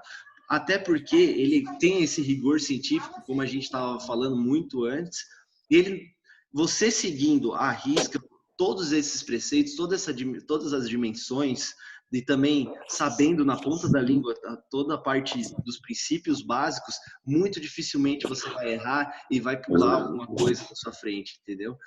Vai escapar alguma coisa. Então, essa é a parte da eficácia, né? A dimensão da eficácia. E vocês vão errar, eu tenho certeza disso. Todo mundo errou, eu erro pra caramba, todo mundo vai errar mais pra frente também. Como já dizia o Revelação, né? Todo mundo erra. Então, vamos passando aqui para frente. Isso que o Matheus comentou bastante, acho que ele está se coçando para falar, né, Matheus? Não, acho que a gente já falou muito disso. Mano. Falou bastante? Então vamos ver o que tem aqui mais. Vamos deixar a galera perguntar. Vamos vendo aqui. Perguntem aí, pessoal, se vocês têm dúvida com autismo. Eu cheguei atrasada, então eu perdi o começo. Então eu não sei se eu tenho dúvida do começo, porque eu simplesmente não assisti. Mas pergunta. Vai ficar gravado. Mesmo assim. Onde vocês vão colocar? Eu vou colocar no Instagram. Mentira, acho que eu vou pôr no YouTube, gente. Aí eu mando pra vocês lá o link. Eu vou aparecer no YouTube? Vai. Vai ter 2 visualizações lá. Mas vai. Porque eu tava bonitinha, ninguém gravou, né? Tá bonita. Ó, Matheus, depois você conversa melhor. Vamos pro privado, por favor. Vamos pro privado. Ô, Matheus Felipe tá licando aí um pouco do seu áudio. Volta pro slide 5, mano. Voltar pro slide 5? O que é isso aqui, Jesus? Apareceu um risco aqui na tela. O slide? Alguém tá rabiscando. Tem uma criança aí dentro do computador. Pronto. Quando o Matheus falou de... agora eu não lembro se foi o Matheus ou o Gabriel que falou de reforçar errado para testar e tudo mais, né? Quando você coloca num gráfico esse teste errado, tipo assim, como que você trabalha com ele depois? Porque você reforçou errado. Você vai ter que punir aquele comportamento depois, certo? Ou não. A gente não pune, gente. Não pune, exatamente. Então, nunca. Não, Jéssica, porque para a gente poder iniciar um trabalho, a gente tem que entender o comportamento da criança, como que ele se dá, qual é a função, qual é a frequência, onde que ele se mantém. E até foi o que o Gabriel falou agora, né? Para a gente saber a eficácia do nosso comportamento, a gente tem que saber como é que era antes. Por exemplo, pegando um caso típico de TEA de autolesão, que eu acho que é até um exemplo aqui. A criança, durante o dia, ela emite, em média, 12 autolesivos diante desse ambiente e tem esse tipo de consequência. Quando a gente coloca num gráfico, por exemplo, e depois a gente vai aplicando as nossas intervenções, depois de já ter rastreado o comportamento dela, entendido, enfim, a gente percebe a mudança exatamente como a gente analisa os conceitos de extinção, né? Aumenta, depois vai abaixando, enfim. Que a gente consegue... visualmente, eu acho que é até uma forma de comunicar-se com os pais também com o material, de que a nossa intervenção está dando certo, está dando resultado, e até para a gente ter um controle, para ver se de fato a gente está conseguindo. Porque às vezes a gente fica muito dependente de conceitos genéricos. Ela está se acalmando, está melhorando. Mas melhorando o quê? Não, ela emitia em média 20 autolesivo, agora ela emite 0 e emite mais o comportamento que eu quis ensinar. É legal também fazer o gráfico dos comportamentos alvos, né? Que a gente quer quantificar, ensinar. Realmente quantificar, é você sentar, matematicamente, contar quantas vezes a pessoa, vamos supor, dá um soco na cabeça dela. Ou a duração. Enfim, ou a duração, quanto tempo durou, e é exatamente isso, colocar depois todos esses dados que você colheu e pôr num gráfico. Isso, e quando você monta um plano terapêutico, você descreve exatamente, eu usei o reforçamento diferencial de outras respostas, porque eu quis diminuir aquela taxa de resposta, eu usei esses reforçadores, esses SDs verbais, bem descrito topograficamente, para ficar bem visual para qualquer um ler, principalmente para outros terapeutas, às vezes, podem trabalhar com a criança, e para você saber, aonde que está dando errado. Faltou reforço, ou aqui está errado essa intervenção. A gente analisa comportamento, cientista, e estamos expostos aos erros, né? Igual o Gabriel falou. Tudo bem, é importante a gente não ser rígido e falar, não, é isso mesmo, tá certo. Mas se não estiver produzindo resultado, não está diminuindo o comportamento, ele se manteve quando eu reavaliei lá na frente. Então, eu estou fazendo alguma coisa errada, vou avaliar e tudo bem, não tem problema. É bom se avaliar também, né? Por que eu não quero mudar essa questão, né? Por que é tão difícil para mim tirar esse comportamento? O que acontece comigo? A gente acaba ficando anos com a criança e não muda nada. Exatamente. Eu acho que tem até, polêmico, né, que eu vou falar, né? Meu Deus. Testados outras abordagens, bem como a análise de comportamento, para acompanhar o desenvolvimento de dadas pessoas. E chegou-se à conclusão que a pessoa, se não tivesse em atendimento, teria aquela mesma melhora sem a terapia. Só jogando a pimenta. Só jogando a granada aí. Fala. Só jogando a granada. Enfim, para vocês aí... O teste é basicamente um teste para você conseguir ver o repertório completo. Isso. Aí chama linha de base, né? Linha de base, que é importantíssimo. Sem ela não tem intervenção. A criança usa bastante o VibMap. Que é como se fosse o que já tem. Tipo assim, ele tem isso aqui. Volta pro slide, então, o que eu consegui melhorar disso aqui é o que eu tenho de melhora na minha clínica ali, no meu fazer. Isso. Entendeu? O que eu piorei disso aqui também eu tenho que colocar nos meus gráficos. Sim, né? Para você ter codificado. E daí, tendo isso, é como se fosse a linha de base, aonde eu quero chegar e o que eu não estou conseguindo atingir, né? Essa conduta que eu levo com essas 3 linhas tecnicamente é o que eu pretendo chegar lá no final, ou pretendo chegar no comportamento ideal que eu pense como, sei lá, como intervenção, digamos assim.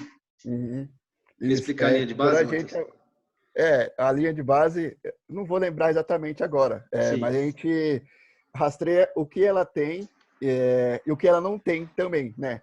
Está escrito aí no slide, vocês podem dar uma olhadinha. Leva em consideração os comportamentos verbais, os tipos de comportamentos verbais.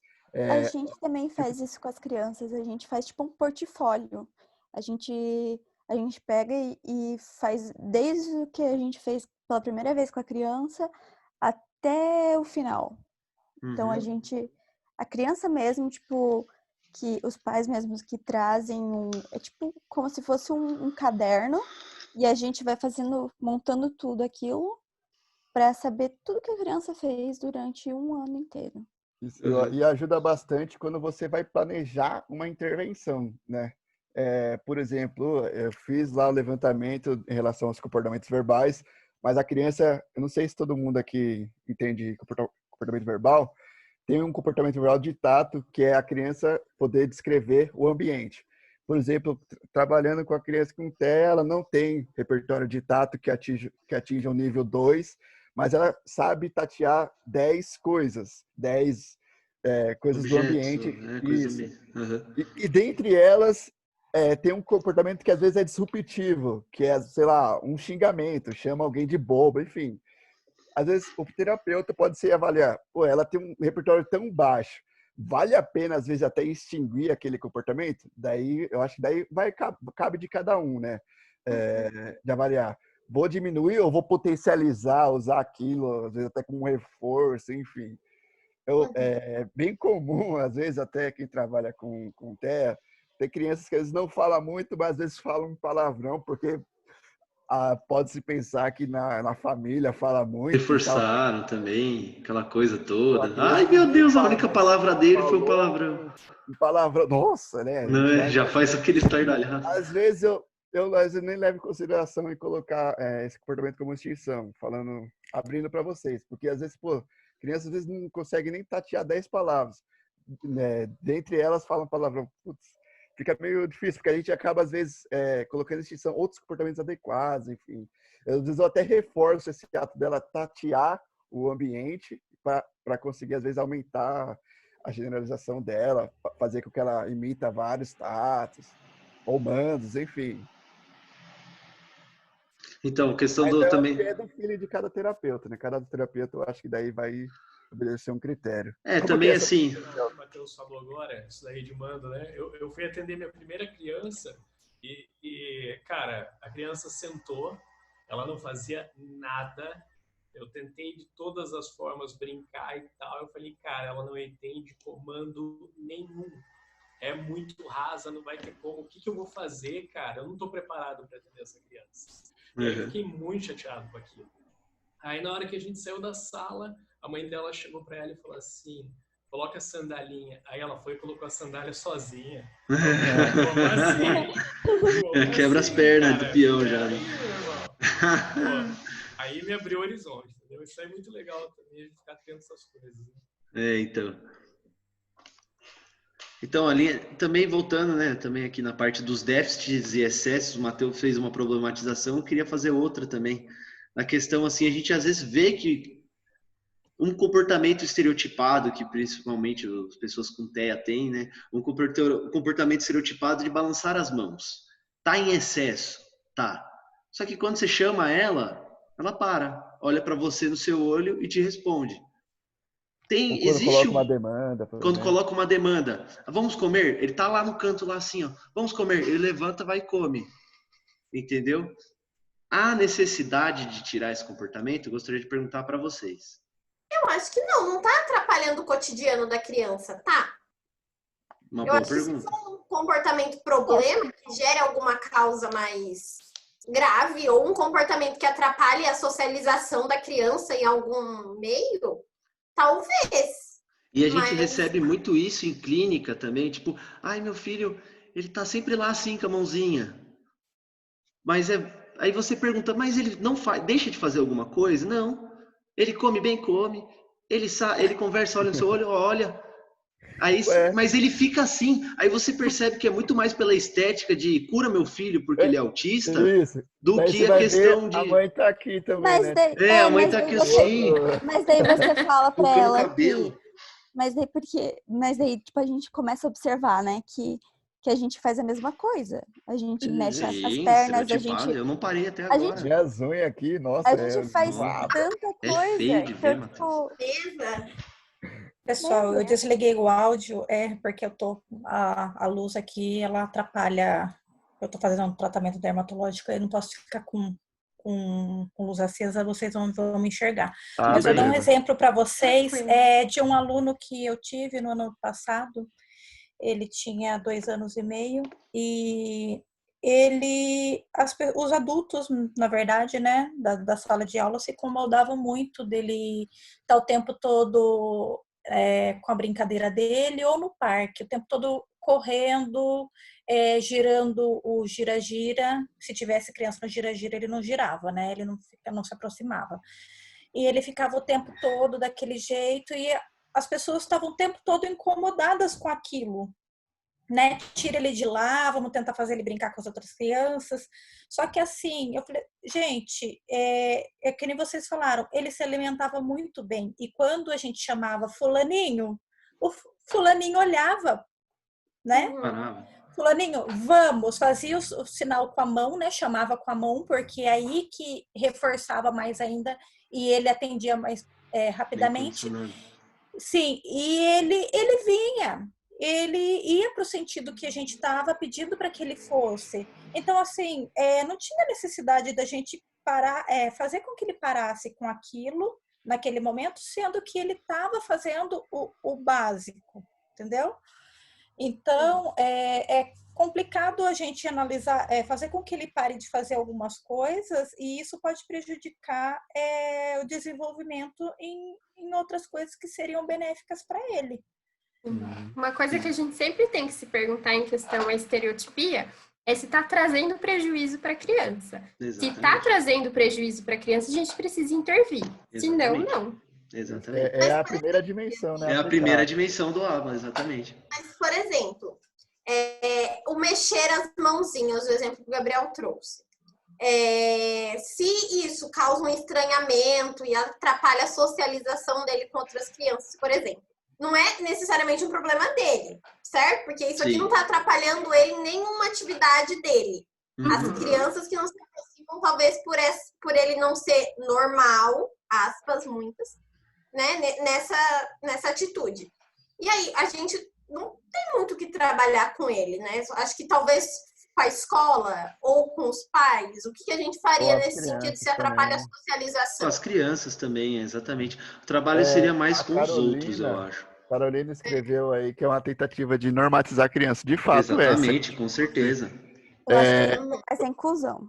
Isso. Eu até acho que fiz um post assim nesse sentido no Instagram, né? A gente não quer adaptar a criança autista na sociedade, a gente só quer que ela tenha sucesso como ser humano na vida. Enfim. Sim, exatamente. E ainda pegando, né? Mas, pessoal, quanto psicólogo vocês que atendem criança, chega uma demanda dessa para vocês, é única e exclusivamente, vocês identificam lá, fazem todo o entorno, identificam que essa é a única causa mesmo, ele só chacoalha as mãos e nada mais, e nada que o pai possa trazer, a mãe possa trazer para vocês. Vamos trabalhar vocês com os pais. Atendem e tentam resolver esse problema, mesmo vocês tendo consciência e tendo tendo essa sabedoria que isso não está trazendo nem prejuízo para ela, atendem e tentam extinguir esse comportamento de qualquer forma? Não. Ou vocês, poxa, falar com esses pais aí, eu ainda não cheguei nesse nível, né? Porque daí a criança teria que atingir todos os critérios do VIVMAP, que são bem específicos. Tem que saber tatear, emitir mandos, enfim. Mas eu sei de um profissional que, de fato, até estou atendendo essa criança hoje em dia, que trabalhou exatamente isso. Mas eu acho que nesse caso, tudo bem. Mas você trabalhou com o quê? Os pais da criança? Ele trabalhou a criança, a estereotipia da criança. Porque os pais também já eram bem informados em relação à ABA. É que eu trabalho com ecoterapia, com cavalos, mas esse profissional trabalha no contexto ABA de fato. E é uma criança super funcional, atende todos os critérios do ABA. Eu sou contra. Tanto faz, daí. Gabriel, mas a pergunta... falaria com os pais sobre essa... Eu conversaria bastante com os pais. Com certeza, sim. Eu conversaria bastante com os pais e eu tentaria mostrar para eles, a partir dos dados, claro, levantados, o porquê que isso não está atrapalhando a vida da pessoa. Porque eu chegar e falar assim, não está atrapalhando, vocês estão vendo coisa onde não tem. É muito da minha opinião, muito superficial. Então, daí que é importante a gente entender aquele comportamento, né? Quando a gente faz uma análise funcional em relação a esse comportamento de autoestimulatório, a gente entende também que, lógico, essa consequência é automática, o balançar das mãos tem uma consequência sensorial agradável para a criança, mas ela acontece dentro de um contexto, né? Geralmente, não via de regra, pode ser que geralmente aconteça num ambiente aversivo ou num ambiente que está causando frustração para a criança. Então, a gente tem que entender também, lógico... Ou até mesmo de ociosidade, né? A criança está sem fazer nada e ela se engaja em autoestimulação. É aquela coisa, né? Cada caso é um caso, a gente tem que avaliar de fato. Exatamente. Eu nunca atendi caso assim, até porque os casos que eu atendo tem muita coisa mais importante, assim, né? Exatamente. Então, você sempre acha alguma coisa alta agressão. Né? Isso. Então, estereotipia acaba sendo que, enfim, os pais, não é demanda dos pais, sabe? Eu trouxe mais uma problematização. Se chegasse para mim essa demanda, eu não atenderia. Uma pergunta. Isso me faz lembrar uma coisa que eu tive. Teve um menino que eu falei antes para vocês que ele meio que ele não se socializava. Ele tinha 1 ano e pouquinho, ele nem tinha 2 anos ainda, quando ele fazia tudo isso. E ele não comia, ele realmente não comia, ele passava o dia inteiro sem comer nada. Então, eu não sei que horário que ele comia do dia, não faço ideia. Então, ele não comia nada e aparentemente ele parecia estar saudável, sabe? O que não sei o que ele comia. Mas enquanto ele estava lá, ele não comia e ele realmente ficava olhando, sabe, para cima o tempo inteiro e ele não olhava nos nossos olhos. Quando a gente chamava ele não olhava pra gente, como se ele não ouvisse a gente. E também, quando ele estava brincando sozinho, ele conseguia fazer algumas coisas assim que eu achava que naquela idade era muito difícil de fazer. Como, por exemplo, empilhar, tipo, brinquedos muito pequenininhos. Tipo, empilhar, assim, sabe? Tipo, nossa, ele conseguia fazer uma pilha muito grande. E daí eu comecei a observar e falei, ok, esse menino, ele tem alguma coisa. E daí teve uma coisa que aconteceu assim que chamou bastante atenção, que foi o fato de que tem tipo uma escadinha para você subir para descer o escorregador. E nenhuma das crianças da creche, elas subiam sem se segurar para a escada, né? Tipo, sem se segurar na escada. E ele era a única criança que subia na escada sem se segurar. E ele tinha 1 ano e pouco, ele não tinha nem 2 anos. E ele subia assim, com os bracinhos para trás, assim, literalmente olhando assim pra gente. E eu fiquei pasma com aquilo, porque isso era, tipo, muito impossível. Mas, enfim, daí a gente conversou com a mãe dele, e a mãe dele, ao invés de prestar atenção sobre o fato de ele não comer, sobre o fato de ele, né, não estar se socializando, ela prestou atenção só no fato de ele conseguir fazer as coisas boas. Claro que é excelente. É incrível o que ele fez. Só que ele não comia, sabe? O que dava pavor na gente, porque ele passava o dia inteiro. Gente, imagina, 1 semana inteira e ele não comia. Eu não sei quando que ele comia.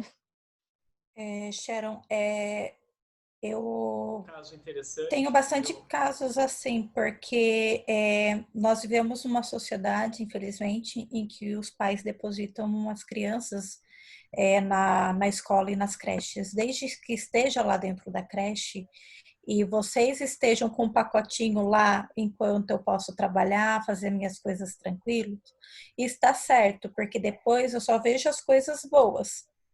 Sim. E eu vejo bastante disso também. Então, a gente acaba prestando atenção de que acontece muito em cada sala de aula que você entra, você vê coisas semelhantes a isso, ou coisas até piores. Já tivemos casos de criança passar mal dentro da escola, precisar chamar SAMU, porque era esse caso, a criança não comia. Sim. E a mãe só enxergava as coisas boas da criança. Sim. Então, gente, como já está dando 1h36 aqui, né? Foi bastante assunto que a gente colheu, tal, que a gente conversou. Eu vou abrir espaço também para perguntas, né? E eu gostaria também de comentar um assunto que o Elton me mandou mensagem esses tempos. Ele falou: você atende adultos? Eu falei: atendo. Ele gostaria de saber também. Eu queria comentar um pouquinho sobre isso, né? Mas primeiro vamos falar sobre as perguntas, assim, se alguém tem alguma outra pergunta, se ficou claro, se ficou meio difícil de entender algum assunto, tudo mais.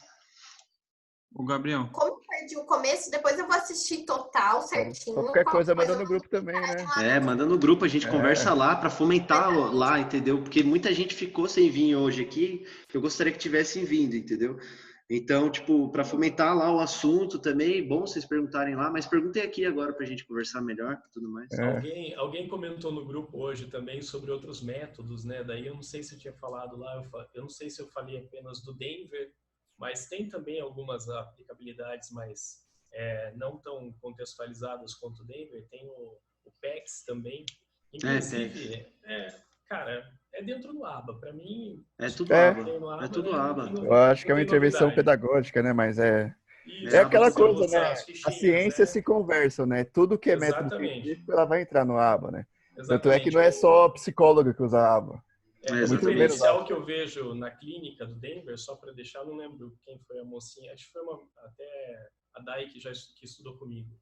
O Denver, na verdade, eles usam uma aplicabilidade até interessante, assim. Eu acho que em alguma demanda, né? Mas eu prefiro sempre o ABA, não adianta, entendeu? Mas o Denver, eles usam de uma forma que você vai aplicar uma atividade e ao invés de você começar com reforço, com ajuda desde o início, não, você deixa a criança ter a sua, como que eu posso dizer? A criança ela vai poder ter autonomia para começar o exercício e aos poucos eu vou introduzindo a ajuda para ela.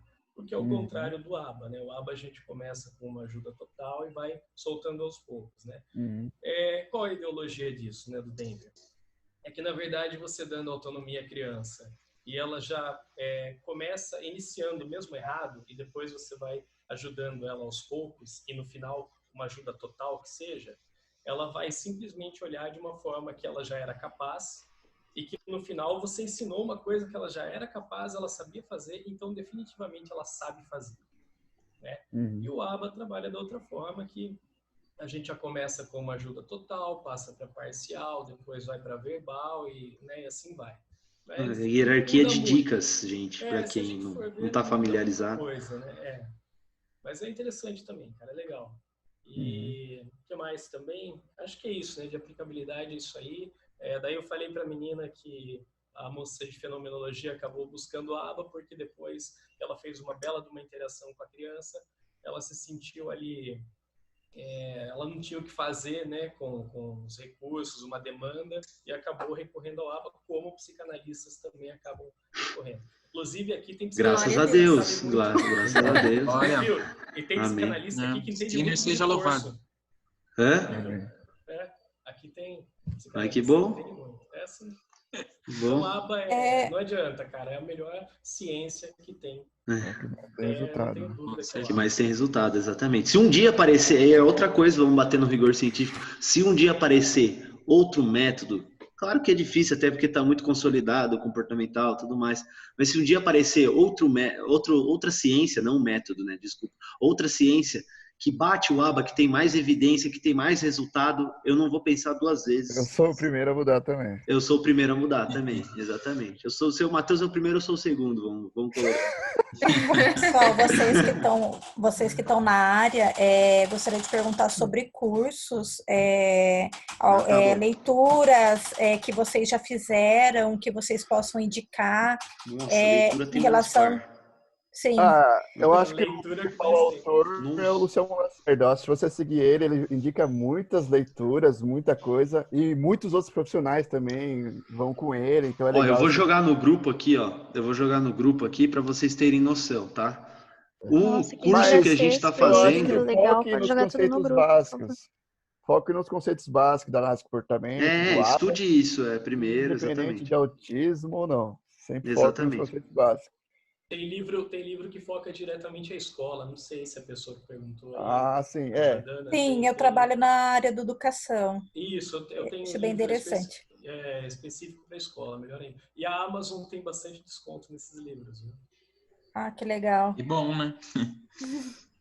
Eu coloquei uns nomes aqui de canais do YouTube e tem esse CBI of Miami, que ele é muito, que é o curso que a gente está fazendo, e ele é EAD e tudo mais, mas assim, tá valendo a pena, eu tô até fazendo propaganda, não tô recebendo nada, gostaria de receber também.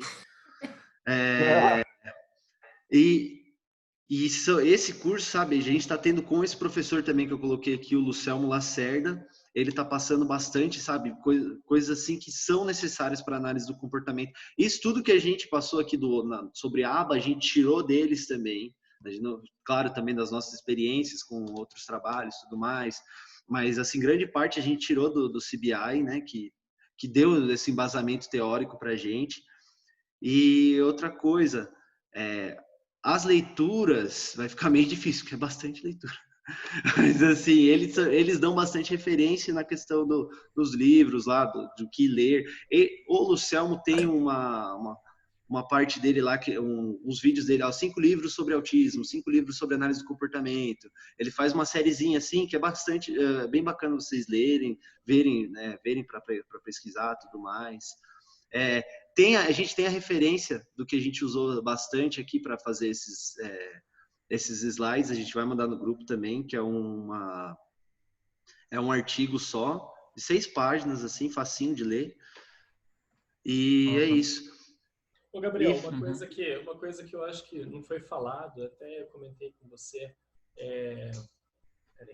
uma coisa que talvez não tenha sido falado. O formato dos atendimentos, você atende 50 minutos, você atende 2 horas, como é que vocês atendem aí? Eu faço atendimento de 2 horas. Eu não sei se todos conhecem esse tipo uma intervenção aba, isso, recomenda-se e se tem evidências de 40 horas semanais é mais eficaz, mas daí vai da condição de cada um. Vai do quanto você pode fazer.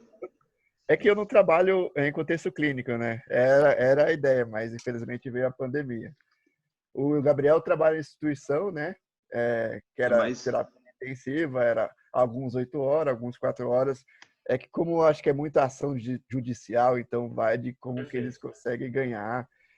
Mas a Yasmin trabalha em clínica, né, Yasmin? Trabalho na clínica, na casa, na escola. Então a maioria já estava por dentro disso, então, né? Vai depender varia muito do contexto.